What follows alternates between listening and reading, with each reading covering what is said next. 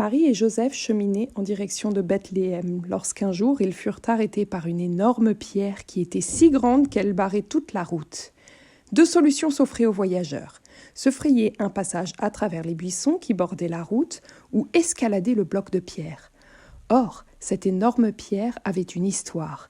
Lorsque la route fut tracée, 7 robustes ouvriers avaient uni leurs forces pour écarter l'immense pierre du chemin.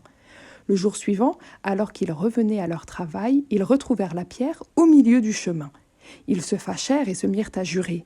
Puis ils crachèrent dans leurs grosses mains et roulèrent la pierre pour la 2e fois. Mais le lendemain, la pierre était à sa place habituelle.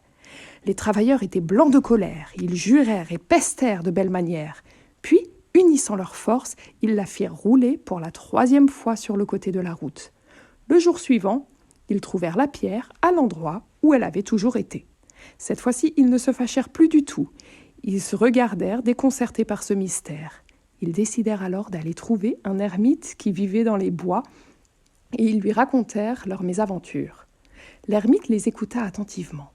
Il hocha la tête d'un air compréhensif et dit : « Celui qui doit débarrasser le chemin de cette pierre énorme n'est pas encore arrivé. Laissez donc la pierre à l'endroit où elle se trouve et laissez à celui qui en a la mission la tâche de l'en déloger. » Les 7 ouvriers s'en retournèrent à leur chantier. Ils suivirent le conseil de l'ermite et la pierre resta au milieu de la route, au grand ennui de nombreux voyageurs. Marie et Joseph étaient arrêtés, eux aussi, devant cette grosse pierre qui barrait le chemin.